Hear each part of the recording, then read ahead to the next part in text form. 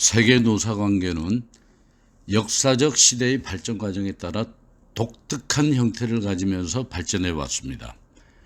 노사관계의 발전 형태는 18세기 중엽에 시작된 영국의 산업혁명 이후 오늘날까지 각국에서 추진되어 온 공업화 과정을 배경으로 합니다. 따라서 세계 노사관계의 발전 형태는 공업화 과정에서 나타난 노사관계 당사자의 성격, 그 시대의 노동정책 등과 노사관계의 입체적 시각에 따라서 단계적 특징을 나타내게 되었습니다. 우리는 자본주의 사회의 노사관계 발전 단계를 크게 구분하면은 개별적 노사관계, 그 다음에 집단적 노사관계, 협력적 노사관계, 신협력적 노사관계로 크게 4단계로 구분할 수 있습니다. 사실 노사관계의 발전은 공업화 내지 산업화 단계와 그 맥을 같이 하여 왔습니다. 개별 노사관계는 산업화 초기의 자유주의 사상에 그 기반을 두고 전개되었고, 산업화 초기에 기업가는 자본을 바탕으로 기업가 정신에 따라 기업을 운영하였고, 자신의 의사에 따라 근로조건을 제시하고 이에 응하는 근로자를 고용하였던 것입니다. 따라서 기업가와 근로자는 1대1의 계약에 의해 고용관계가 형성되었고, 이때의 노사관계를 우리는 개별 노사관계라고 합니다. 이러한 노사관계 하에서는 근로자는 기업가가 제시하는 근로자의 근로조건에 불응하면 그 회사를 그만둘 뿐 별다른 권한이 있을 수 없었던 거죠. 또 노사의 개별 관계에 의해 결정된 고용 조건은 자본을 지닌 기업가와 이에 개인적으로 대응할 수밖에 없는 근로자의 힘의 불균형 때문에 기업가와 유리한 근로조건이 성립되는 경우가 많았던 거죠. 어떻게 보면 기업가의 일방적인 횡포라고 할 수 있죠. 자, 집단적 노사관계는 그러다 보니까 근로자가 자신과 비슷한 처지에 있는 동료 근로자들과 단결을 통해 사용자와 대등한 입장에서 노동조건을 교섭하고자 시도하면서 시작되었던 것입니다. 이때 비로소 노동조합이 나타나게 되었고, 자, 그런데 노동조합이 결성되기 시작하자 사용자는 노조에 대한 거부 반응부터 나타내기 시작합니다. 노조를 불법화하거나 집단 노사관계에서는 노사가 자신의 권리를 확보하려는 투쟁적 노사관계가 형성되었고, 그러다 보니까 노조는 사용자를 동반자로 보지 않고 투쟁의 대상으로 여겨왔으며, 사용자 역시 노조를 불법적인 행동만을 일삼는 불순한 세력으로 간주하였던 것입니다. 노사관계의 형태에서 크게 개별 노사관계와 집단 노사관계로 구분할 수 있습니다. 근데 역사적으로 보면은 개별 노사관계를 전근대적 노사관계라고 하고, 집단 노사관계를 근대적 노사관계로 분리를 합니다. 자, 그러면서 전근대적 노사관계는 개별 노사관계 그 안에 전제적, 온정적, 완화적으로 3가지로 구분을 하는데, 자, 개별적 노사관계는 노동조합이 생성되기 이전을 얘기하는 거고, 집단 노사관계는 노동조합이 시작된 시점부터 집단적 노사관계로 보고 있는 것입니다. 세계 노사관계의 역사적 발전 과정을 보면은 19세기 초기에 처음에 보면은 자본 전제적 노사관계를 최초로 보고 있습니다. 자본 전제적, 온정주의적, 완화적 노사관계까지를 앞서 얘기한 개별적 노사관계로 분리하고, 집단적 노사관계가 즉 노동조합이 시작된 4단계가 계급투쟁적 노사관계고, 5단계가 경쟁적 노사관계, 다음 페이지에 있는 6단계가 협력적 노사관계, 그 다음에 7단계 신협력적 노사관계로 구분되어집니다. 자, 그러면 다음 장부터는 각 각각의 노사관계의 어떤 특징에 대해서 얘기해 보도록 하겠습니다.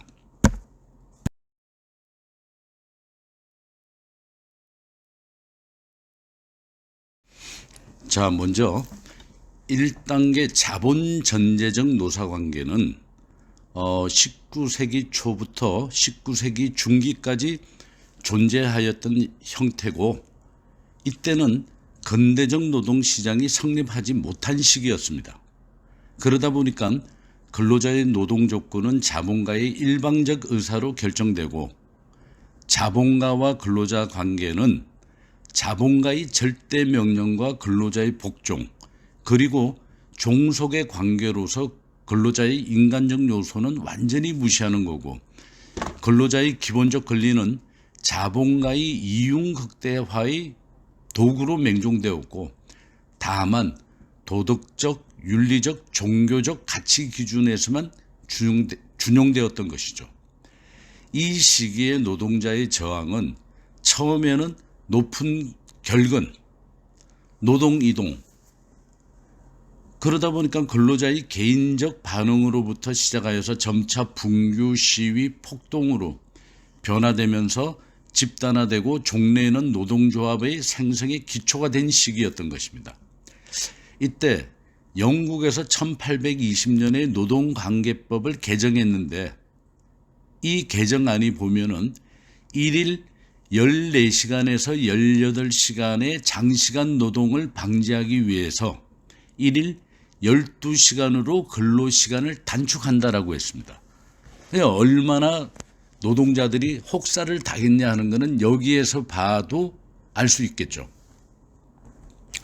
근데 현재 사회에서도 이래 보면은 이 전제적 노사관계는 어떤 개발도상국이나 공산주의 국가에서도 일부 이런 경향이 아직까지도 나타나는 노사관계인 것입니다. 2단계 온정주의적 노사관계는 19세기 중기에 나타난 겁니다. 이때는 자본주의적 생산 양식이 점차 발전되어 가고 정착 노동자도 증대되고, 하지만 노동자의 기본적 욕구는 임금입니다. 물론 이때부터 아울러 주택, 음식료, 의료 등 복리후생시설을 근로자들도 중요시 여기게 된 그 시점입니다. 하지만 자본가 노동은 여전히 자본가의 손에 좌우되었으며, 자본가는 근로자에게 붕괴된 봉건 영주가 농민에게 충성과 복종을 강요하는 방식을 요구했던 겁니다. 이때부터 산업 부르주아가 탄생하게 된 것이죠. 자, 그러다 보니까 사용자는 기업의 생산성 정대를 요구하게 되었고, 그 대가로 근로자에게 어느 정도 임금으로 충족시켜만 주면 되었던 것입니다. 따라서 근로자는 사용자의 임금에 은혜로 보답한다는 생각에 근로자는 노동 생산성 향상에 주력하였던 거죠. 그러다 보니까 사용자는 근로자에게 온정을 베푼다는 입장으로 임금을 생각하는 견해가 어떤 지배적 사조였기 때문에 노사관계는 이때는 대체적으로 순조롭게 유지가 될 수 있었습니다. 자, 3단계 완화적 노사관계는 산업혁명이 끝난 후 1840년 이후, 즉 19세기 말에 나타난 노사관계의 발전 형태로 자본이 집중화되기 시작하여 독점 자본주의가 생성된 시기로서 기업의 형태는 유한회사와 주식회사가 등장하였던 겁니다. 그러다 보니까 경영의 규모도 종래보다 확대되었으며, 이 시기에 테일러의 과학적 관리법이나 페이뇰의 근대적 경영관리 등의 어떤 등장으로 경영 합리화가 기업 경영의 중심 과제로 나타나게 된 시기였던 것입니다. 그런데 아직까지 이때까지 노동조합의 힘은 여전히 미약하고 종속적 의용화 형태가 존속되고 있었으며, 자본가 측은 종래의 어떤 자본 전제적 지배 체제를 어느 정도 완화하는 데 그쳤을 뿐 여전히 자본과 지배가 강력하게 행사되어지고 있는 그런 시기였던 것입니다. 자, 이때 완화적 노사관계의 특징은 이제 수많은 근로자를 고용한 거대한 제조업체가 탄생하게 되었던 거죠. 그러다 보니까 주먹구구식 온정적으로 인사관리를 하던 방식에서 벗어나서 합리적인 인사관리가 필요하게 되었던 것입니다. 근데 그 배경에는 테일러의 과학적 관리법이 나왔고, 이 테일러의 과학적 관리법은 어떤 순기능과 역기능이 있습니다. 이 순기능은 시간 연구와 동작 연구, 일일 자금량과 차별적 성과급을 지급함으로 해서 생산성 향상에 굉장히 기여를 하게 되었던 거죠. 근데 역기능은 과학적 관리법은 노동자를 임금만 많이 주고 작업 환경만 좋으면 열심히 일한다고 가정을 해서, 즉 인간을 기계로 보는 어떤 경제적 동물로만 간주하는 그런 현상이 나타났던 거죠. 그러다 보니까는 뭐 여러분들이 배우셨는지 몰라도 호선 공장에서 모순이 발생합니다. 임금 작업 환경이 우수한데도 불구하고 생산성은 저하되고 이직률 불만 등은 굉장히 많이 발생이 되더라 이거죠. 그래서 왜 하고 하버드 대학의 메이오 교수팀이 원인 규명을 해본 결과 인간은 기계가 아니다. 이에 따라 생산성을 향상시키기 위해서는 인간적 관계가 중요하다는 사실을 발견하게 되었던 겁니다. 그래서 그 후에 인간관계론이 발생돼서 어떤 인적 자원관리, 조직 자원 관리 등이 이제 등장하게 되었던 거고요.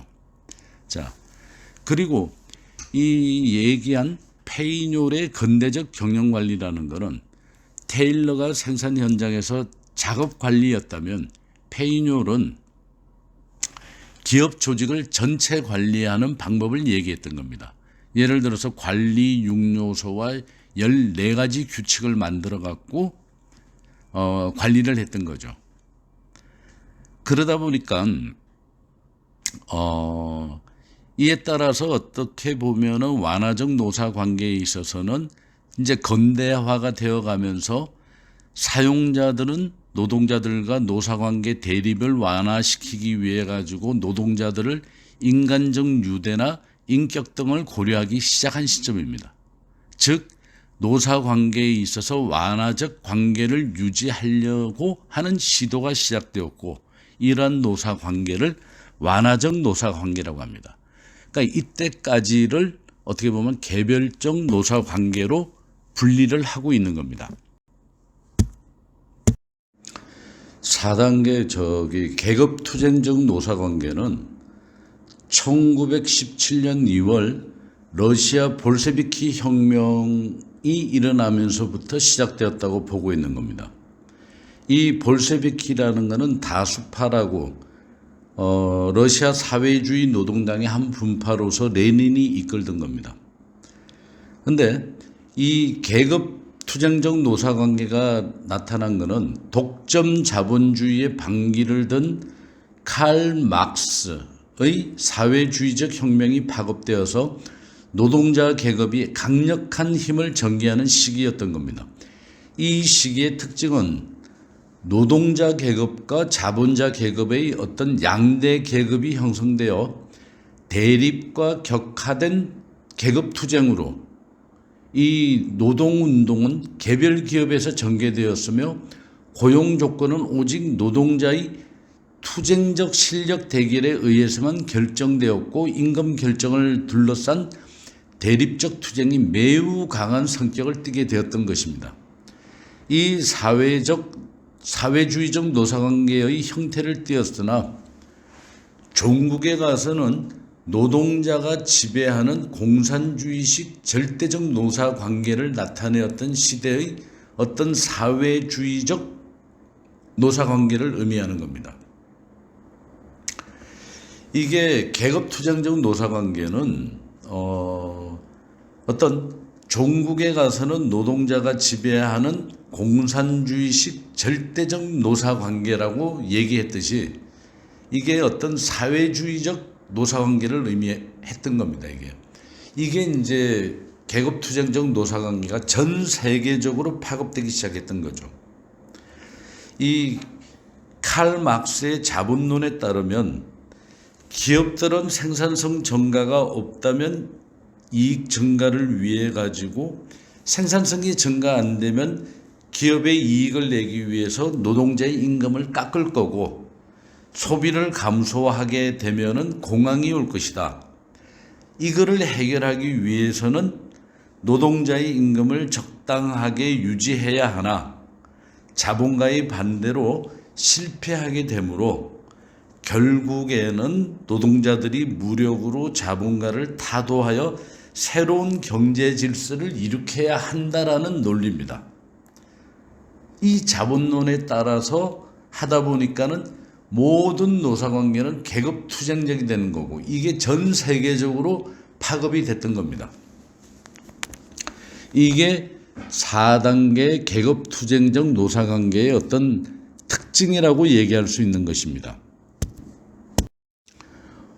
5단계 경쟁적 노사관계. 이거는 민주적 노사관계라고도 얘기를 하며 대립적 노사관계라고도 표시하는 어떤 교재들도 있습니다.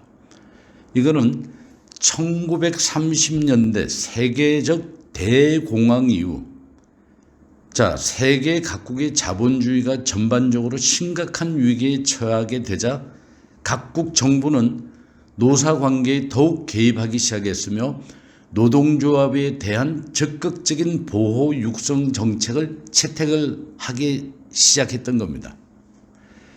이때 나온 게 조직행동론, 인간관계 이론이 도입되어서 건설적 노사관계를 주장하는 시기가 온 것입니다. 이러한 형태의 어떤 전형적인 예는 단체교섭 제도입니다. 이 경쟁적 노사관계, 민주적 노사관계의 대표적인 게 바로 단체교섭 제도의 시작인 겁니다. 이 단체교섭 제도는 영국이나 미국에서 나타났으며 단체교섭이야말로 민주적 노사관계를 규정하는 최고의 방법이라고 다들 믿기 시작했던 거죠. 민주적 노사관계의 발전은 소유와 경영의 분리가 촉진되어 경영 직권이 분권화되고 전문화, 표준화 되면서 전문직 경영자가 등장하여 졌고 경영자 단체의 조직화 등이 일반화되기 시작했던 겁니다. 그리고 생산 양식은 기계화 표준화가 진전됨에 따라서 반숙련공, 미숙련공 등이 대량으로 배출됨으로써 노동조합도 직업별, 후에 가서 설명드리겠지만 직업별 노동조합에서 산업별 노동조합으로 형태가 바뀌기 시작합니다. 이 노사관계는 종래의 종속관계나 주종관계에서 벗어나서 1대1 대등관계로 바꾸어지고 단체교섭을 통한 고용조건의 결정이라는 산업민주주의 이념의 노사관계로 형성이 되어지는 것입니다. 이게 바로 민주적 노사관계는 산업민주주의 이념이 바탕이 되어 이루어졌던 겁니다. 근데 여기서 경쟁적 노사관계의 특징은 이게 뭔가 하면은 1930년대 이후에 보면은 이제는 노동자와 사측이 각자의 존재를 인정을 하는 겁니다. 하지만 각각의 영역을 불간섭하는 겁니다. 즉 사용자는 상품으로서 노동력을 시장에서 저렴하게 구매하여 이윤정대를 도모하려고 하고 노동자는 자신들을 상품으로서 노동력을 고가에 판매하기 위하여 노동조합을 형성해서 단체 교섭을 하게 된 겁니다. 근데 이러다 보니까는 이제 소가 닭 보듯이 닭이 소 보듯이 서로가 존재는 인정하지만 서로의 영역은 전혀 불간섭을 내버립니다. 그러다 보니까 상호 간의 불신은 정대하고 이제 성과 분배에 있어서 서로의 어떤 마찰이 생기기 시작합니다. 노조는 분배만 요구하는 거고 산업이나 기업의 발전은 노조와 전혀 상관없는 경영권에 속한다라고 전혀 생산 정대는 관심이 없는 거죠. 이러다 보니까는 경제가 어떻게 됩니까? 점점 불황이 되는 거죠. 그리고 여기서 하나 재밌는 거는 경제가 활성화될 때 노사 분규가 많겠습니까? 경제가 불황해지면 노사 분규가 많겠습니까? 이거는 경제가 활성화되면은 수익이 많이 날 때 노사 분규는 더 심해집니다. 왜냐하면 분배의 문제 때문에. 근데 경제가 불황이면은 기업들이 구조조정을 하기 시작하는 겁니다. 이러면은 노동조합에서는 쫙 엎드립니다. 노사 분규가 굉장히 적어지는 거죠. 그러니까 각자가 어떤 서로의 파이의 몫을 나누는 데 있어서 싸움만 하게 되는 거죠. 자, 이게 경쟁적 노사관계의 특징입니다. 6단계 협력적 노사관계는 1970년대 이후 치열하게 국제 경쟁 사회 속에서 대부분의 선진 사회 노사관계는 헤게모니 쟁탈을 지향하고 노사 공존 공영을 위한 경쟁력 강화와 산업 평화 유지에 초점을 두고 자기 실정에 알맞는 산업 민주화를 전개시키기 시작했던 겁니다. 이 대립적 노사관계에서 협력적 노사관계로 그 변화 양상을 보이고 있는 겁니다. 왜냐하면 1970년대 대해서는 일본이나 2차 세계대전 패망국인 일본이나 독일이 이제 전후 복구에서 선진국 대열에 올라서면서 미국하고 치열한 산업 경쟁을 하게 됩니다. 그러다 보니까는 전 세계가 경쟁 체제가 되다 보니까는 노사관계에 있어서도 노동조합도 헤게모니 쟁탈을 중단하고 노사 공존을 위한 어떤 위기의식을 느끼게 됐던 거죠. 그래서 경쟁력 강화와 산업 평화 유지에 초점을 맞추기 시작했던 시기입니다. 자, 그러다 보니까 산업 민주화의 중심 과제를 권력 파워적 이슈보다는 경제 및 사회적 이슈에다 초점을 두고 산업 민주화의 내실을 기하기 시작했던 거죠. 그러므로 노사 관심 영역도 노동권을 둘러싼 이권 설정보다는 생산성 향상과 공정 배분, 근로생활의 안정과 질적 향상 등으로 옮겨가기 시작했던 거죠. 요컨대 노사 쌍방이 모두 단기적인 안목, 즉 파이 배분적 입장에서 탈피해서 장기적인 안목인 파이 생성을 크게 하기 위한 안목을 갖게 된 것입니다.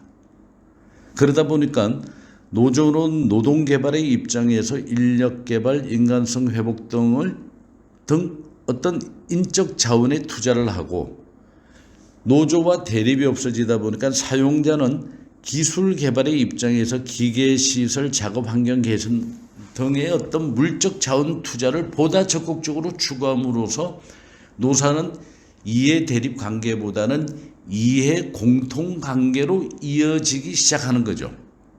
근데 여기에서 크게 나온 새로운 방법이 뭔가 하면은 이걸 촉진시키게 된 거는 우리가 4장에서 사례로 얘기할 대처리즘, 레이거노믹스가 나오기 시작합니다.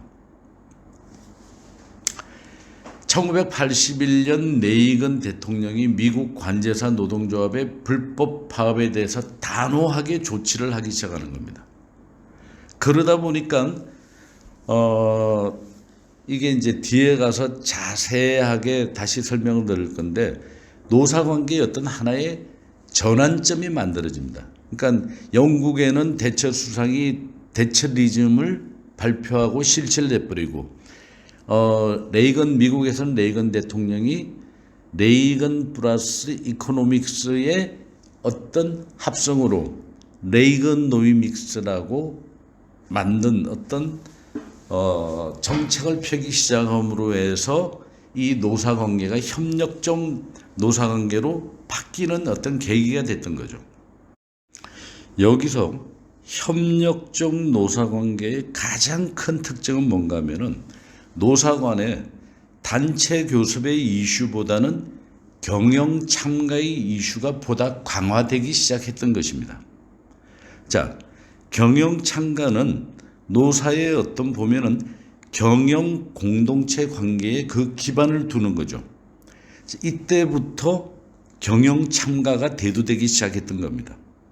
즉, 소비자 수요 충족을 위해서 필요한 가치 생산을 위해서 공통적인 관계가 형성되기 시작했던 겁니다. 노와 사 간의 경영 공동체 관계에서 사용자와 근로자는 기업 안에서 공통의 이해, 공통의 목적, 공통의 위험 발견 등을 하는 어떤 사용자는 기업을 수익 생성의 장소나 자본 위험의 발견 장소로 인식하기 시작한 거고 근로자는 기업을 노동 수익, 즉 임금, 생성의 장소로 인식하고 노동 위험이라는 것은 해고나 실업 등을 얘기하는 거죠. 노동 위험 예방의 장소로 인식하기 시작했던 겁니다. 따라서 경영 참가는 노사의 이익과 입장이 공통되는 노사의 공통 존재 방식이 이제 되는 거죠. 이 경영 참가는 뒷장 7장에서 더 자세히 설명을 드리도록 하겠습니다. 7단계 신협력적 노사관계는 1990년대 이후부터 시작되었던 겁니다.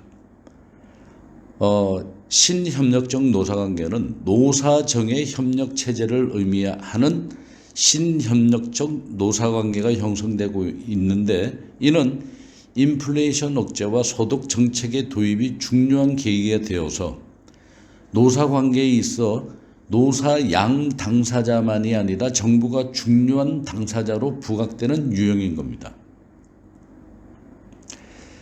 자, 경제가 안 좋아지고 인플레이션이 높아지고 소득이 줄어들다 보니까 이때 노조가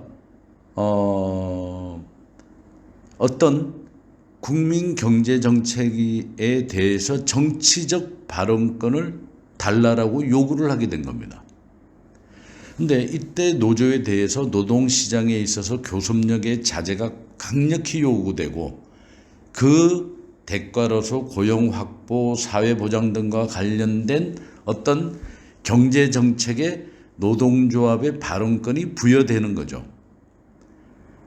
근데 신협력적 노사관계의 아주 특징이라 그러면 각 나라마다 어떤 특징이 있고 차이는 있으나 노동조합은 단체 교섭력을 억제하고 노사정에 의한 협력적 협의 체제를 모색하는 그런 특징을 갖는 겁니다. 신협력적 노사관계의 대표적인 나라로서는 오스트리아, 스웨덴, 노르웨이, 일본 등 여러 나라를 들 수 있지만 어떤 신협력적 노사관계는 노조에 의한 정책 참가로 나타납니다. 굉장히 이거는 중요한 겁니다. 신협력적 노사관계는 노조에 의한 정책 참가, 즉 우선 임금 인상과 관련한 노조의 정책 참가 욕구가 나타나기 시작하는 거죠. 이거는 노동조합이 암만 투쟁을 해서 명목 임금이 인상이 높게 되더라도 소비자 물가가 상승하면은 실질 가치가 저하되면서 임금 인상 효과가 없어지더라는 거죠.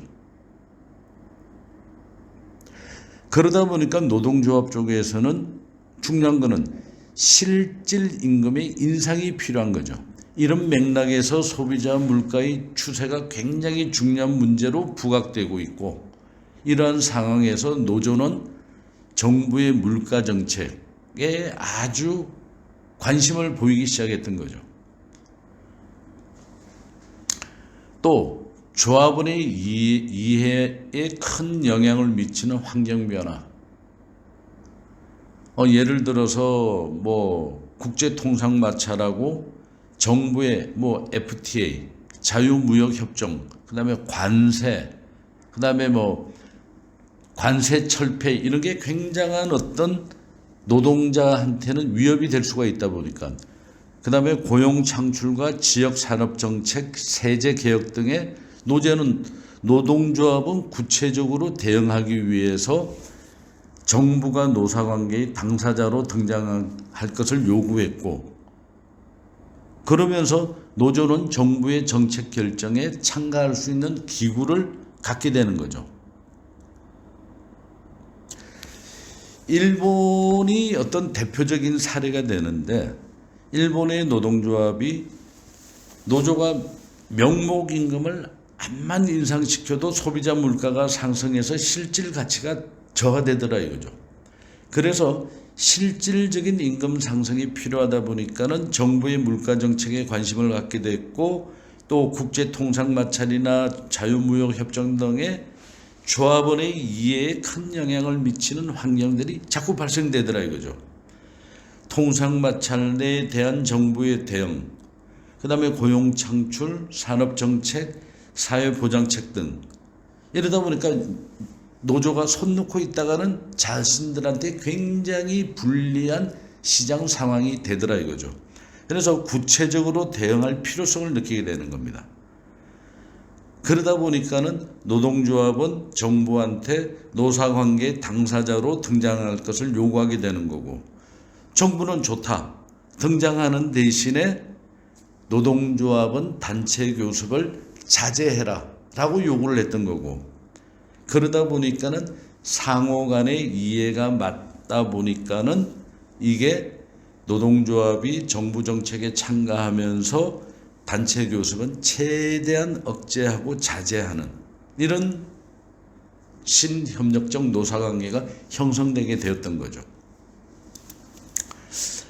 근데 현재 한국의 노사관계는 선진국은 약 한 200년에 걸쳐서 노사관계가 진화되고 발전되어 왔으나, 한국은 약 한 5, 60년의 어떤 걸쳐서 압축 성장에 따라서 노사관계가 굉장히 혼재되어 있습니다. 예를 들어서 중소기업은 아직도 온정적 완화적 노사관계 형태를 띠고 있고, 대기업 같은 경우는 대립적 노사관계를 아직도 띠고 있다라고 보고 있는 거죠. 근데 이 중에서도 보면은 이제 우리나라에서도 협력적 노사관계가 하나 둘 나오기 시작하는 거죠.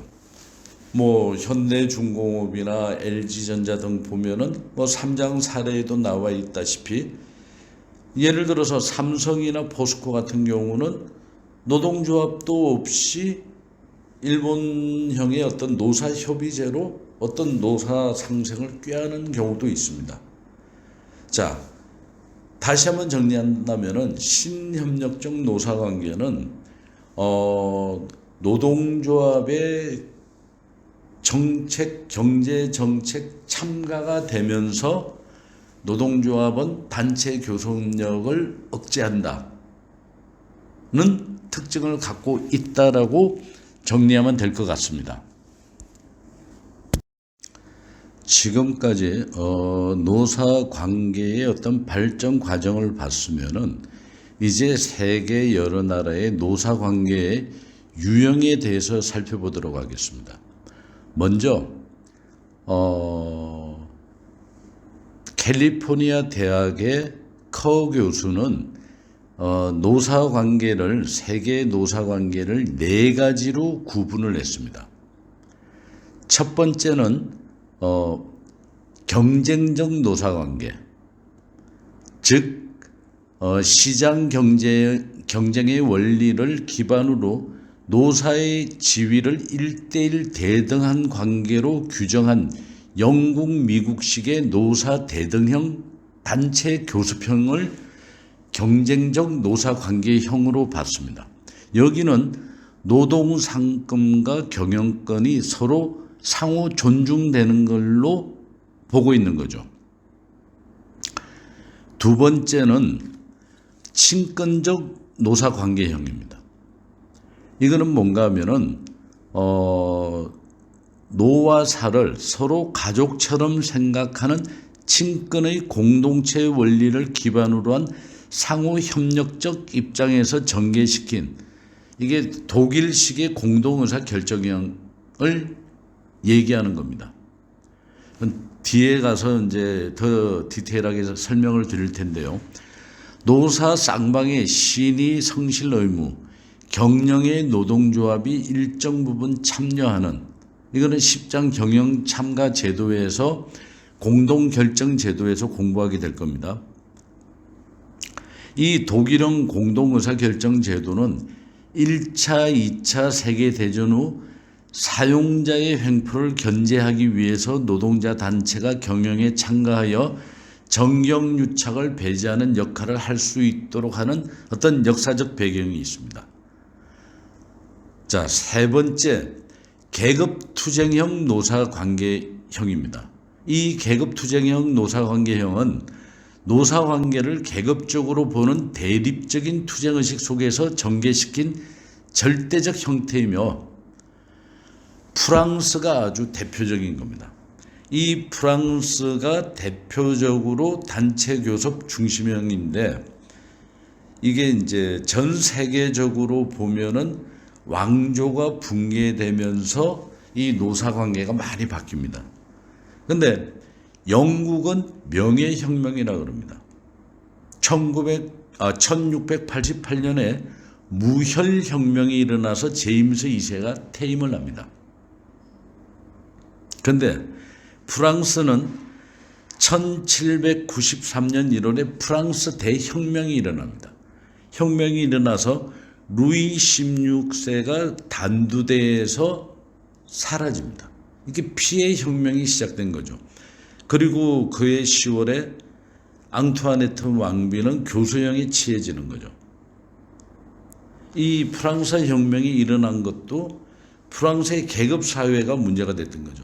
제1계급이 성직자고, 제2계급은 귀족이고, 제3계급은 평민인데 98%에 해당하는 평민이 과중한 세금을 매기게 됐던 거죠. 1계급, 2계급을 먹여 살리기 위해서. 그러다 보니까 1789년에 흉작으로서 평민 봉기가 일어나면서 폭력적이고 피해 혁명이 일어나는 거죠. 그러다 보니까 그 영향에 의해서 프랑스는 계급투쟁적 노사 관계를 유지하고 있는 겁니다. 그리고 보면은 러시아도 볼셰비키 혁명으로 해가지고 1917년에 니콜라이 2세가 로마노프 왕조로 바뀌게 되는 거죠. 그러다 보니까 이 왕조가 붕괴되면서 전제 군주제에서 입헌 군주제로 바뀝니다. 이게 보면은 전제 군주제는 군주가 절대적인 권력을 갖고 있고 헌법을 초월하는 막강한 권한을 갖고 있는 걸 얘기하는 거고, 입헌 군주제라는 것은 군주의 지위만 인정하고 통치권은 의회에 있는, 지금 영국이 그렇게 하고 있는 거죠.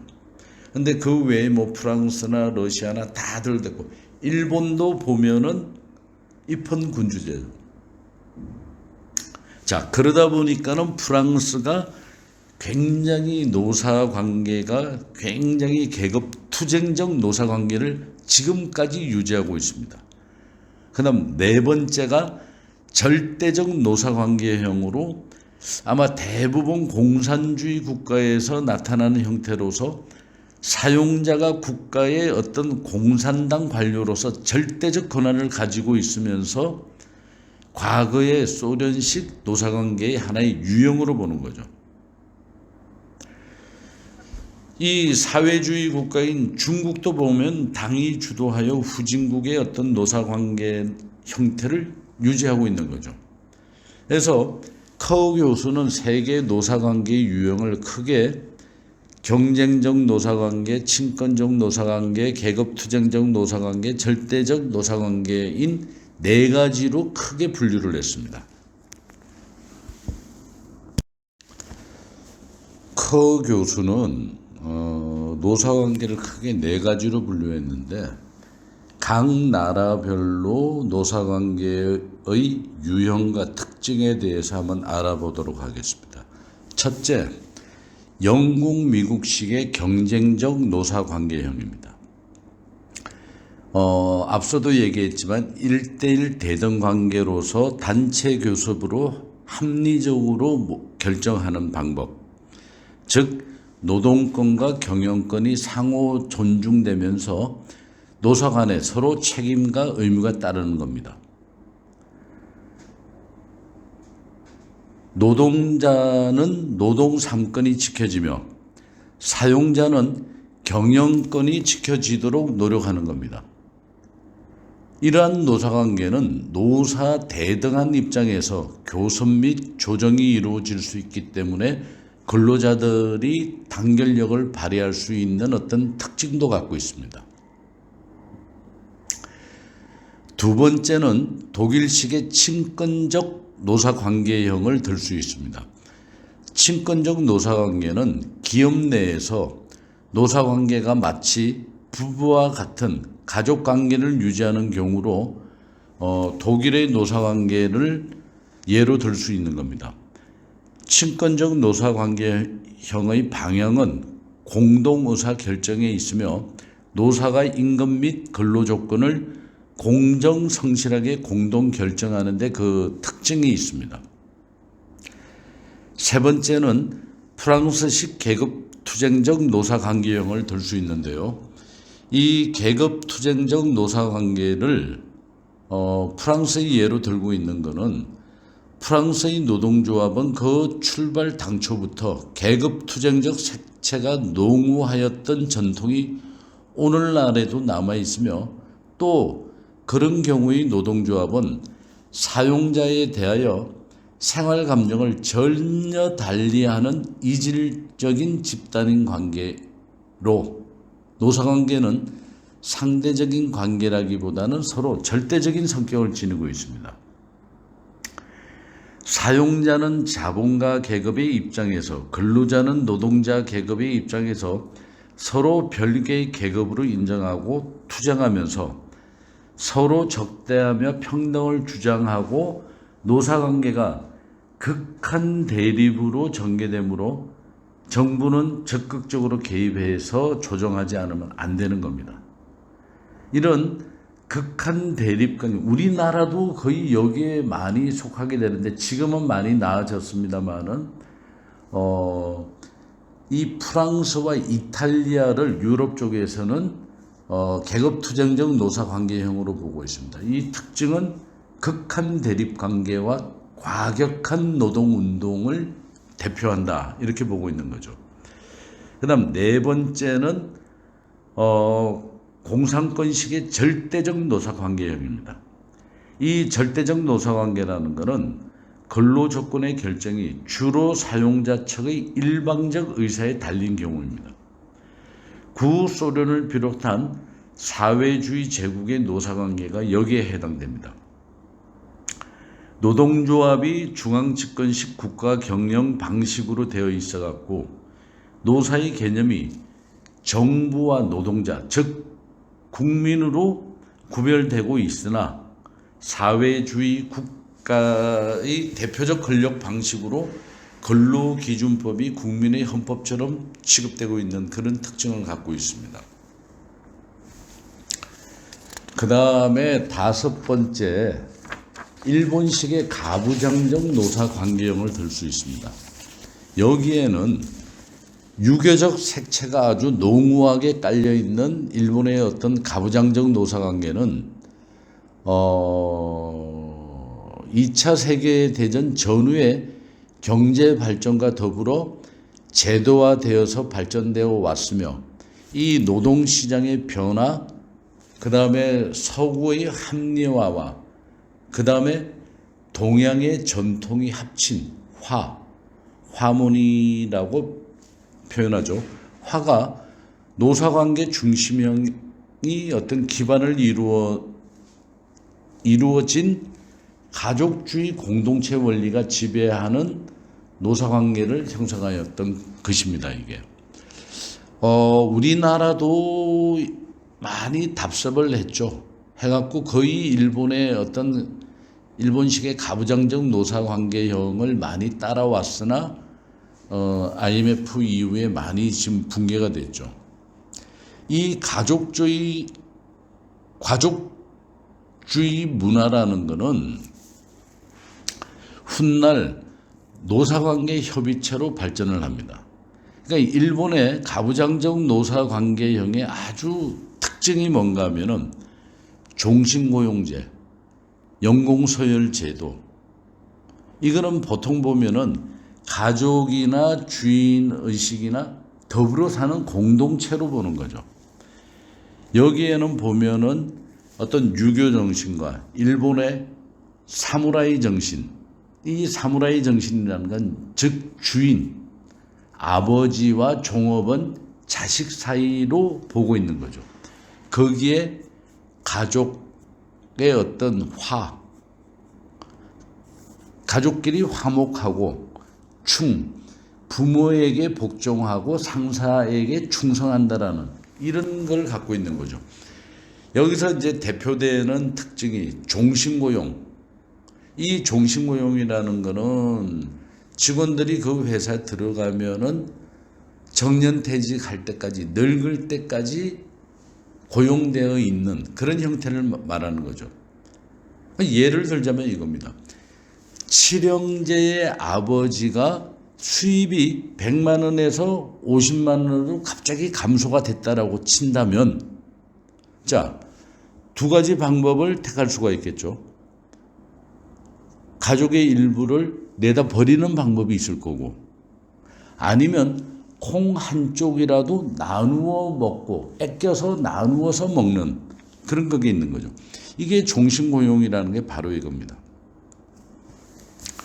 그 다음 두 번째는 연공서열제죠. 이 연공서열제는 이제 우리나라도 많이, 공무원들도 마찬가지로 호봉제라 그러죠. 1년 지나면은 한 호봉 올라가고, 그러니까 오래 근무한 사람이 급여도 더 높고 하는 게 이 연공서열제인데, 예를 들자면 그겁니다. 우리도 어릴 때 이런 얘기를 많이 들었습니다만은 칠형제 중에서 막내가 가장 똑똑합니다. 하지만 부모들은 뭐라 그럽니까? 형 말 잘 들어라. 형은 부모와 같으니라 그러지 않습니까? 이런 식으로 오래 근무한 사람이 어떤 우선권을 가지고 권한도 그만큼 많이 주는 거죠. 대표적으로 특징은 우리나라도 IMF 이전까지만 해도 종신고용과 연공서열제를 거의 답습을 해왔던 거였죠. 근데 지금은 많이 좀 바뀌었고 호봉제 대신에 이제 성과급제도로 많이 바뀌었습니다만은 일부 중소기업에서는 아직까지도 종신고용과 연공서열제를 선호하는 그런 거죠. 그리고 일본의 노동조합의 어떤 특징은 하나가, 일본은 300명 미만의 중소기업에서 노동조합 조직률은 약 한 16%에 불과합니다. 일본은 기업별 노동조합이 대부분을 차지하는데 노동조합이 있는 기업의 80%나 노동조합이 없는 기업의 80% 정도가 전부 다가 노사협의회가 설치되어 있습니다. 이 노사협의회는 9장의 단체 교섭 제도에서 더 자세히 설명을 드리겠습니다만은 기업의 경영 방침이나 실적이나 생산 계획, 기술 도입 등의 어떤 경영 사항과 채용, 인사 이동 등 인사 사항, 임금 제도, 휴일 정년 등 모든 사항들을 노사 간에 서로 협의한다는 거죠. 우리나라도 1980년에 30인 사업장에 노사협의회를 두는 걸로 법이 제정되어 있습니다. 지금도 노사협의회를 운용하는 기업들도 아직도 많고요. 요까지가 세계 노사관계 유형인데 여기에 하나를 더 덧붙이자면은 사회적 합의 노사관계형이라고 있습니다. 이게 사회적 합의 노사관계는 대표되는 게 네덜란드식 노사관계형입니다. 이거는 구조 조정의 과정에서 노사를 적극적으로 참여시켜 가지고 조합주의적 방식을 채택해서 사회 갈등을 최소화하면서 경제적, 정책적 이슈들을 사회적 합의기구인 노사정 합의체가 결정하도록 하는 겁니다. 노사 자율 기반이 확대되고 경제에 대한 정부 개입이 아주 축소되는 노사정 합의체인 거죠. 우리나라도 노사정위원회가 있습니다. 이거는. 근데 이게 생겨나게 된 게 바세나르 협약이라고 있습니다. 1982년에 네덜란드의 루버스 총리가 이 협약을 만들었는데 그 당시 네덜란드는 실업률이 12%에 청년 실업률이 30%였습니다.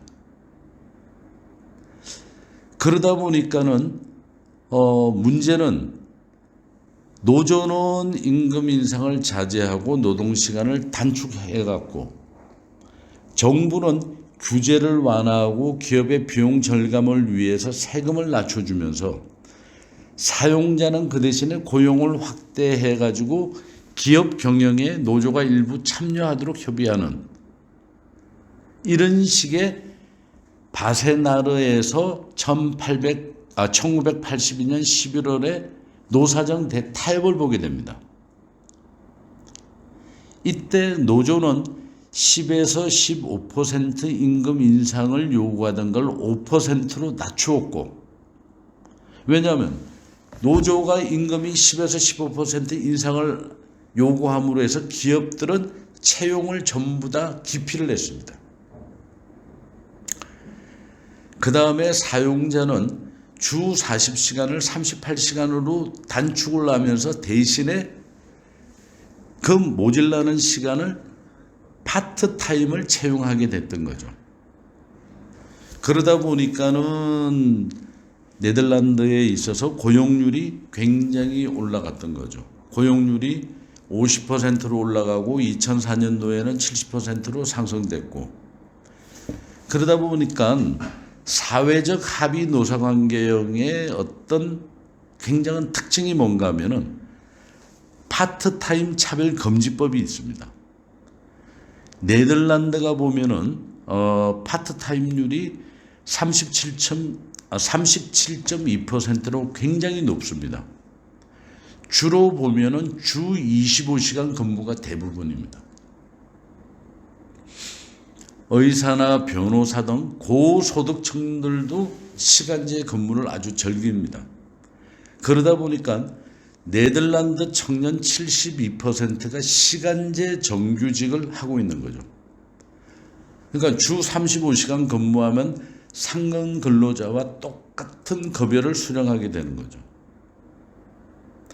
그러다 보니까는 박근혜 정부 시절에 대체 휴일을 만들어서 경제를 활성화시키고 파트타임을 늘리기 위해서 노력을 했고, 임금 피크제를 만들어서 정년을 연장하는 대신에 급여는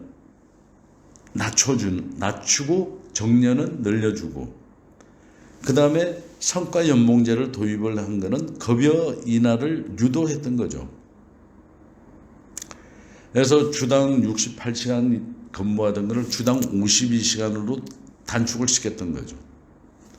이건 뭐냐? 일자리를 만들기 위해서 만들어냈던 방법이죠. 이게 네덜란드식의 사회적 합의 노사관계형이 이 5가지 세계 노사관계 유형에 하나를 덧붙인다면은 사회합의 노사관계형도 덧붙일 수가 있어지겠죠. 자, 여기까지입니다. 앞서도 설명했지만 한국의 노사관계는 선진국은 약 한 200년에 걸쳐서 노사관계가 진화 발전되어 왔으나 우리나라는 약 한 5, 60년의 압축 성장에 따라서 이 노사관계가 성립되면서 여러 가지의 노사관계가 혼재되어 있습니다. 이번 장에서는 우리나라의 현대사에 따라 노사관계가 생성되고 급변하는 시대의 환경에 따라서 굴곡되고 어떻게 변화되었는지를 살펴보도록 하겠습니다. 우리나라 노사관계의 발생 배경에는 페이지 14, 15페이지를 참조하면서 강의를 들어주시기 바라겠습니다.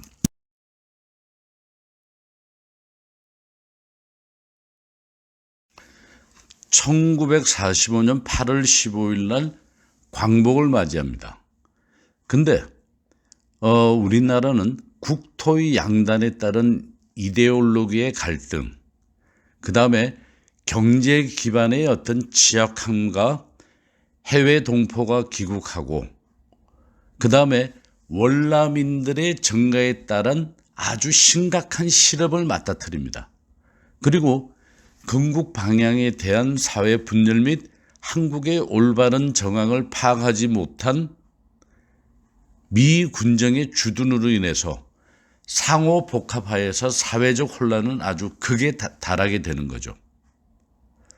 자, 이때 1945년 11월 달에 조선노동당 전국평의회, 약칭 전평이라고 합니다. 이 조직됩니다. 근데 이 전평은 산업별 노동조합을 조직 기반으로 한 해방 후 처음 조직된 산업별 노동조합이었다는데 의미가 있습니다. 근데 이 조합을 주도한 사람들은 일제하에서 공산주의 운동을 해왔던 인물들이 지도층입니다. 근데 이 전평은 강령을 어떻게 외쳤는가 하면은 남한의 민주국가 건설 저지와 공산주의 국가 건설을 위한 전위적 노동 조직이다라고 주장을 했습니다.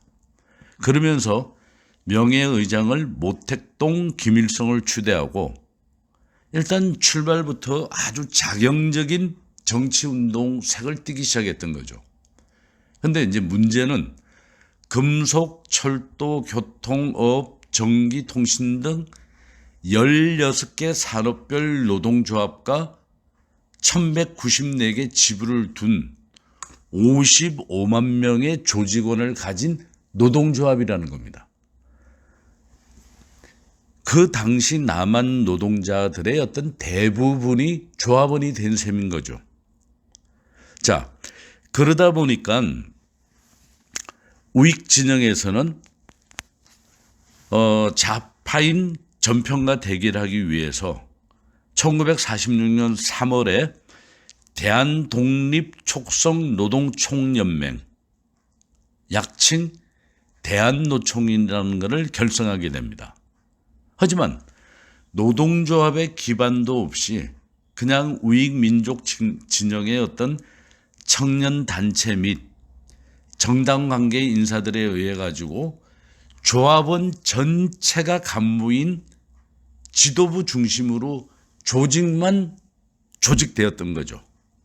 자, 그러면서 고문으로는 이성만, 김구, 김규식, 조수왕 등이 참여를 했고, 그러다 보니까 정치인들의 지령에 의해서 조직되었고 1차적인 목표를 반공투쟁에 둔 어떤 정치적인 조직이었습니다. 이러다 보니까 해방 전국하에서 노동운동은 노동 조건 개선을 위한 단체 교섭을 수행하기 위한 조직이 아니고 정치 문제에 치중한 정치적 활동이 주된 것이 수밖에 없었습니다.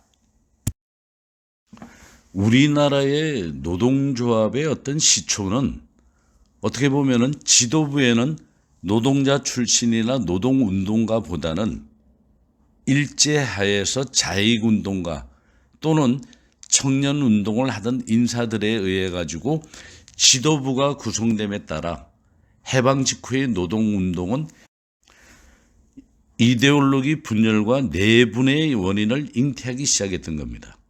그런데 이러한 문제들이 현재까지 답습되어서 바람직하지 못한 어떤 씨를 뿌렸던 겁니다. 자, 그러면서 1946년에 전평이 총파업을 실시합니다. 근데 문제는 뭐냐? 남한의 민주국가 건설 저지와 공산주의 국가 건설을 위한 전위적 행동이다라고 외치면서 일단 경성철도부터 시작해서 경성전기 출판노조까지 차례차례로 총파업에 들어갑니다. 그러면 여기서 뭐냐? 경성철도는 그 당시 모든 시민의 발을 묶은 거죠. 경성철도라는 게 전차죠. 전차 발을 묶고 경성전기는 밤이 되면 암흑시대로 바뀌었기 때문에 눈을 가렸던 거죠. 그 다음에 출판노조는 파업을 하니까 모든 신문 발행이 중단이 됐습니다. 자, 이러다 보니까 뭡니까? 전평에서 노리는 거는 사회적 혼란을 야기시키기 위함이었던 거죠. 이러한 자익의 파업을 진압하기 위해서 우익 쪽에서는 청년 단체들이 동원이 되었습니다. 그런데 진압의 가장 공이 컸던 단체가 주목패로만 이루어진 김두한이 이끄는 대한민청 별동대원이라는 데였습니다. 자, 우리나라 그 당시 우익이라는 것은 해방과 함께 몰아닥친 좌우 이데올로기 대립에서 일제에서 독립운동을 하기보다는 일제와 타협한 경우가 많았던 우익 세력들은 해방 공간에서 국가 형성의 주체로 인정받기에는 약점이 많았던 거죠. 그러니까 선명성에 있어서 자익 세력한테 뒤질 수밖에 없었죠. 하지만 이 우익 세력들은 돈은 많았습니다. 그러다 보니까 우익은 일찍부터 취약한 자신들의 정치 세력을 보완하고 좌익 세력들을 견제하기 위한 수단으로 사설기관인 정치 깡패 집단들을 활용하기 시작했던 거죠. 그러다 보니까는 이 암흑가의 주먹들이 정치 영역에 동원되고 바로 우리나라 정치에 있어서 정치 깡패의 어떤 효시가 됐던 겁니다. 대한민청 별동대원들은 경찰 전문학교 실습용 총과 수류탄 세상자 죽창으로 무장을 하고 약 3,000명 정도 돌격대원들이 용산역 철도 기지에서 파업 중이던 철도 노조원들을 기습을 합니다. 그러면서 핵심 간부 8명을 추련해서 죽창으로 살해한 후 하수구에 묻습니다. 이런 내용은 김두한 회고록에도 나와 있는 내용입니다. 이러한 폭력적인 행위가 어떻게 보면 경찰의 보조기구 역할을 했던 거구 청년 단원들의 어떤 잔인한 행동들이 거구 반공에 앞장서서 고귀한 희생을 치른 어떤 애국적인 행동으로 탈바꿈해버리는 거죠. 그러다 보니까 우리나라 노동운동에도 이 폭력이 개입하기 시작했던 거죠. 어쨌든 김두한은 공산당 간부나 노조 핵심 요원들을 몰래 납치해 죽인 뒤 뭐 이렇게 시체를 던져버리는 수법인데 어쨌든 김두한 해고록에는 자신이 72구의 시체를 해쳤다라고도 회고하고 있습니다. 18세기 후반 영국은 시민사회가 형성되기 이전에 보면은 노동운동도 정치적인 색채를 띄었고 많은 혼란을 거쳤습니다. 하지만 미국은 출발할 당시부터 단체 교섭에 중점을 둔 경제주의적 노동운동이 그 중심이었던 거죠. 그러다 보니까 미국은 영국과 유럽이 겪어왔던 아무런 혼란 없이 노동조합이 생성돼서 자리를 잡았던 거고요. 자, 우리나라는 이러다 보니까 실마리부터가 왜곡되었던 거죠.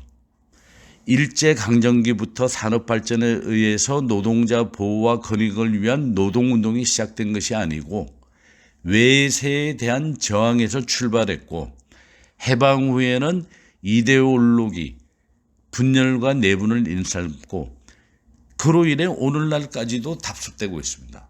뭐 오늘날 노동운동 하는데 보면 빨간 머리띠를 두르고 타워 크레인 위에 올라가고 굴뚝 농성을 벌리고 하는 것도 바로 이런 폭력적인 행위와 실마리부터가 왜곡되다 보니까 전 세계적으로 가장 과격하고 전투적인 노동조합으로 인식이 되고 있는 거죠. 그러다 보니까 우리나라가 이제 정부가 수립되고 6.25 동란을 겪는 과정에도 어떤 경영자들의 어떤 의식에는 노동조합 하면은 자경적 사상을 갖고 있고 단순히 임금만 인상시킬 뿐이다라는 아주 나쁜 의식을 갖고 있는 거고, 이 노동자들은 교섭과 대화보다는 밀어붙이기식 운동 형태에서 벗어나지를 못하고 있는 거죠. 대화보다는 행동이 먼저고 일단 행동 후 힘을 가시한 후에 대화를 하면 잘 된다라는 인식이 박혀 있는 겁니다. 해방 후에 있어서 노동자 보호와 권익 향상을 위한 그나마 몇 가지 시책이 마련된 것은 노동운동에 의해서 마련된 것이 아니고 미 군정에 의해서 그나마 제정 시행되었던 겁니다. 이러한 정기를 이룬 것이 바로 6.25 동란입니다. 6.25 동란에 따른 미군 참전에 따라서 군사 분야에서 병참, 인사관리 뭐 이런 기법들이 민간 부분에 전달되기 시작한 거죠. 원조 경제 하에서 경제 재건 과정에서 우리나라 기업들이 미국의 인사관리 기법을 접하게 되는 거죠. 자, 우리나라 기업들이 어떤 300산업으로 일정의 규모로 업을 확대를 했습니다. 이 300산업이라는 건 뭔가 하면은 밀가루, 설탕, 섬유. 우리나라 대기업들이 최초의 시작은 주로 밀가루, 설탕, 섬유로부터 시작을 했던 겁니다. 그러다 보니까 이제 기업들이 어느 정도 규모가 되다 보니까는 경영 기법에 관심을 갖게 되고 생산 현장에 노무과와 노무계 등을 놓고 노동자들을 관리하게 되는 겁니다. 자, 이러다 보니까 경영자 측에 방어적으로 대처하기 위해서 노동자들이 단결하기 시작했고 점차적으로 어떤 노동조합의 모습을 갖추기 시작하게 되는 겁니다. 어떤 조합주의 싹이 움트기 시작했던 게 바로 이때부터입니다.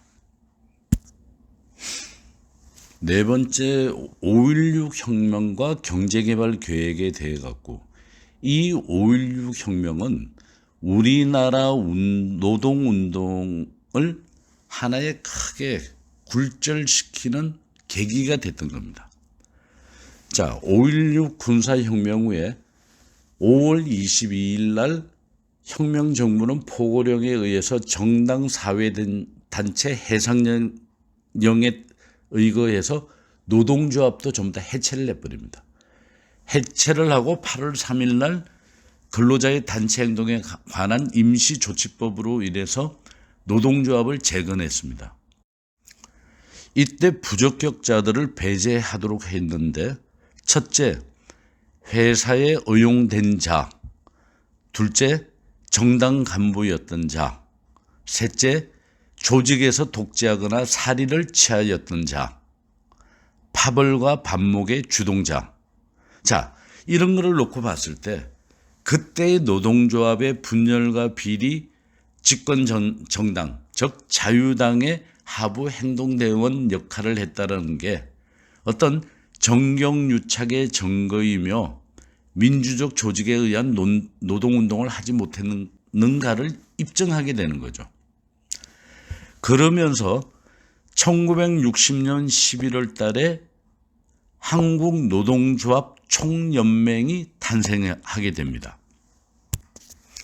그러면서 강령에는 첫째 반공, 두 번째 단결, 세 번째 정치적 중립, 네 번째 산업 민주화를 그러면서 결의문에는 5.16 혁명 저지와 제1차 경제개발 계획의 실천 항목 등을 넣었던 겁니다. 이 1차 경제개발 계획이 시작된 1962년부터 3차 경제개발 계획이 끝나는 1976년까지는 보면은 이 정부에서 경제성장이라는 정책 구도 속에서 노동운동의 억압과 노동조합의 단체 행동권의 제한 등을 선성장 후 분배의 원칙에 의거해서 노동조합을 탄압하려는 의도로 노동운동과 노사관계의 왜곡된 모습을 보여주고 있습니다. 자, 이건 왜 그런가 하면은 경제개발 계획을 하다 보니까 모든 게 수출 주도 정책으로 넘어가게 되는 거죠. 그러다 보니까 그 당시에 우리나라가 할 수 있었던 우리의 기반으로 할 수 있었던 산업은 섬유, 가발, 신발 등의 어떤 노동 집약적 산업으로 밖에는 할 수가 없었던 거죠.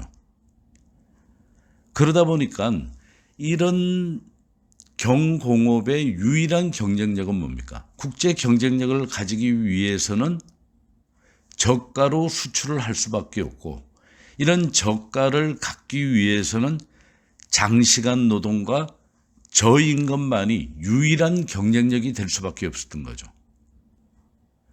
그러다 보니까 사용자 측은 근로기준법을 무시하게 되는 거고, 그러다 보니까 사회는 빈부의 격차가 커지는 양극화 현상이 일어나는 거고, 노사 간의 대립은 격화되고 노동자들은 소외감을 느끼는 거고, 자, 사용자는 노사가 아닌 노정 관계에 의존했죠.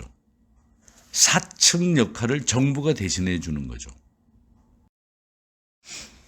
이런 선선장 후 분배의 원칙에 의거해서 군사정부는 1963년 노동법을 개정합니다. 1차 경제개발 계획이 시행되고 난 1년 후에 개정안 첫 번째가 제2노조 출현 방지입니다. 이거는 복수노조를 금지하기 위한 거죠. 두 번째는 노동조합 설립의 신고제도입니다. 세 번째는 노사협의회 설치 규정. 네 번째가 노동조합의 단체 행동권을 제한합니다. 그 다음 다섯 번째가 뭔가 하면 노동조합의 정치활동 금지 조항입니다. 이러다 보니까 선성장 후 분배의 원칙에 의해서 노동조합을 탄압을 아주 공개적으로 하는 거죠. 경제개발의 장애 요인이 될 노동운동의 억압과 단체 행동권을 제한을 시켜버립니다. 그러다가 1970년 11월 13일 날 평화시장 재단사이고 청계 피복 노동조합의 조합원인 전태일이가 근로기준법에 의거 노동조합 개선을 요구하면서 기업 노동당국에 가서 근로기준법을 준수해달라고 계속 요구를 했으나 거절당하자 근로기준법을 준수하라라고 분신을 하게 됩니다. 그러니까 이 사건을 계기로 노동 조건 개선을 요구하는 노동자 투쟁이 가열되기 시작한 거죠.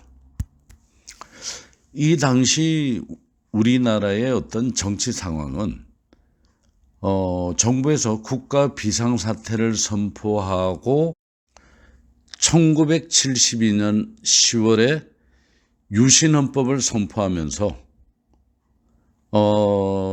어떤 근로자의 단체 교섭권 또는 단체 행동권의 행사는 미리 주무관청에 조정을 신청하고 그 결정에 따라야 한다라고 아예 노동기본권까지도 부정을 하게 됩니다.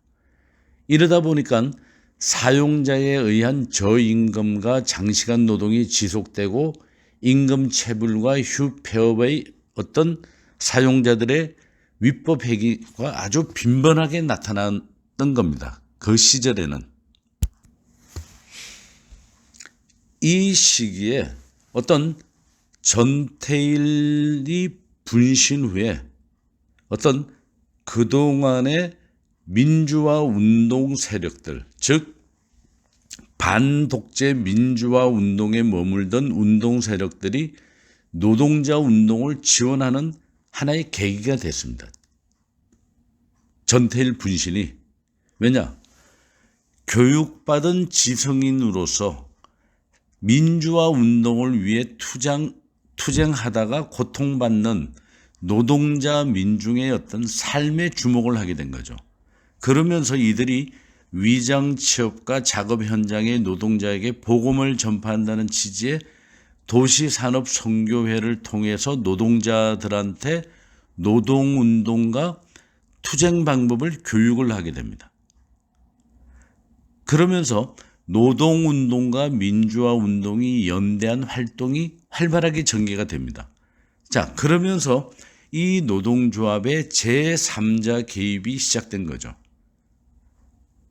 그러면서 노동조합이 어떤 노동운동이 조직화되면서 폭력적인 형태를 띠게 됩니다. 어떤 폭력적이 점점 되어가는 거죠. 그러면서 민주화 세력이 거대한 노동조합 세력과 연합을 하면서 농민 세력까지 같이 합쳐지는 거죠. 그러면서 이 노동운동도 개발 독재와 맞서는 정권과의 투쟁 양상을 보이면서 행동의 과격성이 짙어집니다. 1979년도에 전 세계적으로 2차 오일 쇼크가 일어납니다. 완전 경제가 불황되는 거죠. 이란의 호메이니가 이슬람 혁명을 일으켜가지고 친미적인 팔레비 왕조를 몰락을 시킵니다. 그러면서 이슬람 공화국을 탄생시키면서 미국과 단교를 선언하죠. 그리고 석유 공급을 중단을 시켜버립니다. 그러니까 다른 산유국들도 전부 다 석유를 감산하기 시작하니까 국제 석유 가격이 급격히 상승하기 시작하는 거죠.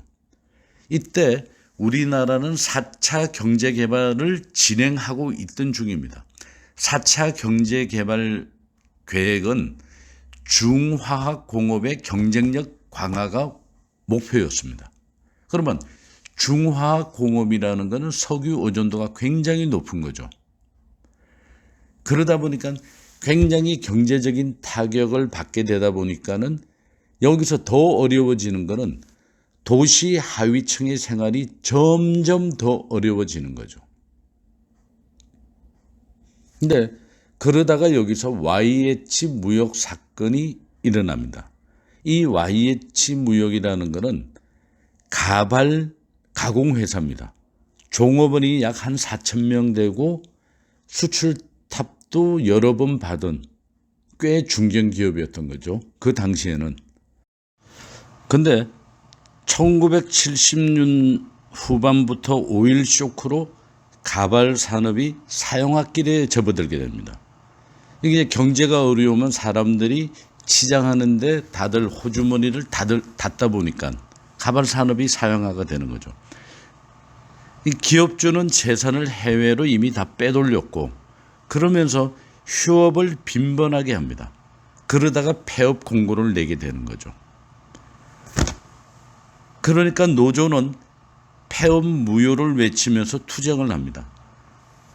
그러면 경찰이 투입해서 농성을 해제를 시켜버리니까 이 노동조합에서는 농성을 할 안전한 곳을 택한 곳이 그 당시 제1야당 당사인 신민당 당사였던 겁니다. 물론 명동성당에 들어가서 농성을 하려고 해도 경찰이 검문 검색을 아주 철저하게 하다 보니까 다수의 노동조합원 전체가 명동성당으로 진입하기는 불가했던 거죠. 그래서 생각해낸 게 그 당시 제1야당인 신민당사를 택했던 거고, 그래서 야당 당사에서 농성을 펼치니까 경찰이 새벽에 야당 당사에 투입해서 강제 해산을 시켜버립니다. 그러다 보니까 이제 야당에서는 정치적으로 야당을 탄압한다라고 반발을 했던 거고, 그러다 보니까는 여당에서는 그 당시 야당 총재인 김영삼 총재를 국회의원에서 제명을 합니다. 그러니까 전국 각지에서 반유신 투쟁이 벌어지게 된 거고, 그 당시 김영삼 총재의 어떤 정치적인 고향인 부산 마산 쪽에서 아주 극렬하게 투쟁이 벌어집니다. 근데 이때 부산 마산 시위 현장을 다녀온 김재규 중앙정보부장이 그 당시에 박정희 대통령을 시해하는 일명 11.6 사태가 일어남으로 해서 제3공화국이 끝을 내고 종식되게 되는 거죠. 1980년대에 들어서면서 미국을 비롯한 세계 경제가 불황의 늪에 빠져 있던 시기입니다. 이러면서 전 세계적으로는 미국과 영국에 이어서 노동운동의 어떤 변신이 있었던 시기이기도 합니다. 신자유주의가, 노사 노동운동의 신자유주의가 생겨나기 시작했던 거죠. 이거는 우리가 사장 사례에서 미 항공 관제사 노동조합의 파업의 사례로 자세하게 한번 설명을 드리겠습니다. 한편 우리나라에서는 그동안의 저임금과 장시간 근로에서 벗어나기 위한 노동자의 요구와 또 유신체제 하에서 억압받았던 노동조합 재건을 위한 투쟁, 그 다음에 그동안의 정부의 해바라기 역할을 한 의용 노동조합 개선을 위한 투쟁이 아주 극렬하게 벌어지기 시작했던 겁니다. 이때 우리나라 1979년도 임금 상승률이 26.4%나 됩니다. 하지만 소비자 물가 상승률은 16%입니다. 그러다 보니까는 앞장에서도 말씀드렸지만은 실질적인 임금 상승률은 5.6%밖에 안 되는 거죠. 그러다 보니까 근로자들의 어떤 불만은 아주 고조되는 거죠. 저임금에 대한 불만, 유신체제 하에서 억압받았던 어떤 노동조합을 재건하기 위한 투쟁 해서 그러다 보니까 극렬하게 노동운동이 발생되기 시작하는 겁니다. 첫 번째로 1980년 4월에 국내 최대 민영 탄광인 동원 탄자 사북광업소에서 의용노조에 반발해 가지고 노동운동이 벌어지는 거죠. 그러면서 사북업을 장악하고 경찰지소와 관공서까지 습격하고 사람이 죽고 있는 그런 아주 극렬한 투쟁이 벌어지기 시작합니다. 전국적으로. 섬유, 금속, 자동차 등 전체에서 회사로 치면은 인천제철, 동국제강 등에서도 그동안의 의용노조에 대한 불만과 노동조합 재건투쟁 이런 것들이 쌓인 게 불만이 동시에 표출이 되었던 겁니다. 1987년 6.29 민주화선언, 대통령 선거를 직선제로 바꾼다는 선언이죠. 6.29 선언 이후 대기업 노동조합을 중심으로 노동조합 세력들은 점점 비대화하게 되었습니다. 특히 자동차 중공업, 주로 보면은 그 당시는 현대그룹 계열과 대우그룹 계열 중심의 노동조합을 중심으로 지역별로 연대하기 시작했습니다. 그래서 지역별 노동조합을 크게 인노련, 울산노련, 마창노련으로 구분했습니다. 이게 인노련이 인천 지역의 노동조합 연합, 울산노련은 울산 지역 노동조합 연합이죠. 주로 현대 계열이죠. 인천은 대우 계열이고, 마창노련은 마산 창원공단의 노동 조합 연합이죠. 근데 이런 지역 노동조합이 정치적 성향을 띠면서 점점 연대화하기 시작한 거죠. 그러면서 대기업이 아닌 중소기업 및 산별 노조 위주로 확대가 됩니다. 그러면서 1990년 1월에 전국 노동조합 협의회가 출범이 되는 거죠. 그러면서 전국적인 노동운동이 시작되고 파업이 되고 있습니다. 근데 여기서 하나 우리가 챙겨볼 거는 1987년부터 시작된 노동자들 투쟁은 그동안에 쭉 투쟁을 이끌어왔던 학생운동 출신 노동자가 아닌 그들에게 교육받은 노동자 출신의 운동가들이 중심이 되어서 노동자 투쟁을 벌이기 시작했던 겁니다. 자, 그러면서 지역 노동조합을 중심으로 점차 연대화 가면서 매년 임금 인상과 노동조건 개선을 명분으로 계속 매년 파업을 합니다. 그러다 보니까는 1990년에는 임금이 14.3%, 93년에는 8.7%, 95년에는 14.8%로 임금이 기하급수적으로 인상되기 시작합니다. 그러면서 점점 정치적 성향을 띠면서 교육 개혁을 요구하고 연금제도 개혁을 요구하고 기업의 비자금 조성 감시를 위한 공동체 구축을 요구하기도 시작하는 거죠. 근데 이 시기에 주목할 점은 한국의 노동운동이 그동안 임금 근로자 중심에서 확대되어서 87년을 기점으로 정신노동자 중심인 사무 전문 금융직 노동자들이 민주화 운동에 참여했던 세력들이 노동자 운동의 새로운 대오를 형성해서 노동운동에 참여하게 됐던 겁니다. 이건 뭐냐? 그동안의 노동운동이라는 것은 블루칼라들에 의해서 주로 노동운동이 벌어졌지만 이제는 화이트 칼라들도 노동운동에 참여하게 된 거죠. 왜냐? 이 보면은 1989년 말에 총 788개 노동조합 중에서 화이트 칼라들이 결성한 노동조합 수가 15% 정도의 높은 조직률을 보이기 시작한 거죠.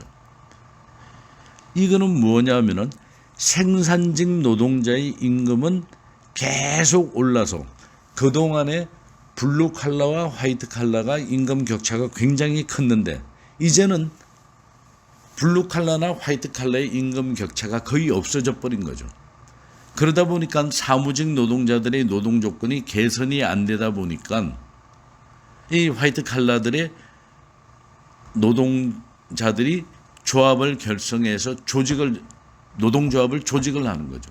그러면서 이때 생겨난 게 교직원 노동조합과 공무원 노동조합이 생겨났습니다. 그런데 법으로 교직원과 공무원은 법으로 노동조합을 조직할 수 없도록 금지가 되어 있습니다. 그러다 보니까 이제는 갈등이 증폭하기 시작하는 거죠. 그러다 보니까 1990년대 중반까지 전국 노동조합 협의회와 전국 업종 노동조합, 현대그룹 노동조합 세 개 축이 우리나라의 노동운동을 다 이끌고 있는 그런 추세였던 것입니다. 1993년에 김영삼 정부가 들어서면서 이 김영삼 정부는 문민정부를 표방했습니다. 그리고 한국이 선진국 대열에 들어섰다라고 외치기 시작했습니다. 2만 불 시대가 국민소득 2만 불 시대가 도래한다라고 한 거죠. 그러면서 선진국의 상징인 OECD 즉 경제협력기구에 가입하기를 아주 김영삼 대통령은 열망을 냈습니다. 그런데 이 OECD 가입 조건이 뭐냐? ILO 국제노동기구에 가입된 나라여만 한다라는 조건이 있습니다. 그런데 ILO에 가입하기 위해서는 그동안 법으로 금지되어 있던 복수노조를 허용해야 되고 교원의 노조 활동도 허용해야 되는 그런 문제가 생긴 거죠. 그러다 보니까는 노동법 개정이 불가피하게 됐던 거죠. 그러다 보니까는 정부에서는 노동법을 개정해서 복수노조를 허용하게 된 거죠. 그 결과로 1995년 11월 달에 전국 민주노동조합 총연맹이 생겨나게 됐던 겁니다. 지금도 얘기하는 민노총이죠. 그러면서 초대 위원장으로서는 서울신문 기자 출신의 권영길 씨가 초대 위원장이 되었던 겁니다. 그러면서 민노총은 처음부터 선언과 강령 등에서 정치주의 운동 이념을 뚜렷이 하고 있습니다. 민노총은 노동자의 정치 경제적 지위 향상과 조국 통일, 민주사회 건설을 위해 투쟁한다라고 하면서 정치주의 이념을 뚜렷이 밝히고 있습니다. 1997년 10월에 우리나라는 외환위기의 회오리 속에 말려들게 됐습니다. 그런데 이 시기는 김대중 정권의 출범에 앞서서 정권 교체기입니다. 그런데 여기서 가장 중심이 된 게 IMF의 요구사항 자체가 첫째, 기업의 경영구조 개선입니다. 기업의 경영구조 개선을 하기 위해서는 기업 구조를 조정해야 되는 거고 결국에는 기업 구조를 조정하기 위해서는 정리해고, 고용 조정이 필요하게 됐던 거죠. 그 다음 대외 신인도 회복에 의한 외환 유치가 필요했던 거고요. 이거는 뭐 금모으기로 했던 거고 그러다 보니까는 이 IMF가 우리나라 노동운동을 어떤 새로운 상황으로 바뀌게 만듭니다. 첫째는 노동자는 다양한 노동 조건과 노동 형태로 세분화되기 시작합니다.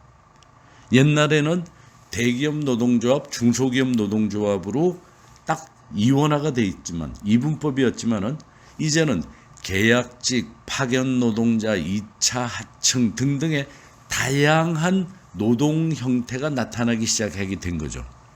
그다음 두 번째는 노동 조건에 새로운 변화가 생깁니다. 비정규직이 많아지면서 비정규직 노동조합과 기존의 일반 노동조합까지도 생겨나는 거죠. 우리가 뒤에 6장인가요?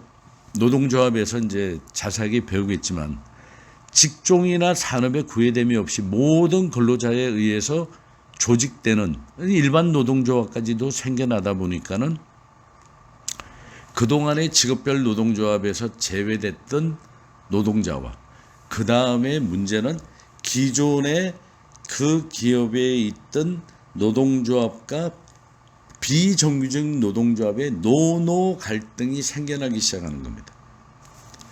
자, 그러다 보니까 세 번째는 뭔가 하면은 기존의 대규모 사업장에서 있던 기존의 노동조합들은 투쟁보다 협상에 의존하려는 경향이 있으면서 노사 협조주의가 되어버립니다. 그러다 보니까는 이제 노노 갈등이 있는 거죠. 일단 예를 들어 현대자동차라고 한다면 현대자동차 내 기존의 직원들에 의해서 만들어진 노동조합과 비정규직들이 하청회사들에서 만든 노동조합이 비정규직 노동조합이 있다 보니까 노노 갈등이 생깁니다. 이러다 보니까는 노노 간의 어떤 갈등이 생기다 보니까는 이제 앞으로는 어떤 노노와 노사 간에 서로 내부 사정에 의한 참여와 대화의 장이 만들어져서 올바른 노동운동으로 전개해야 될 그런 과제를 안고 있게 되는 겁니다.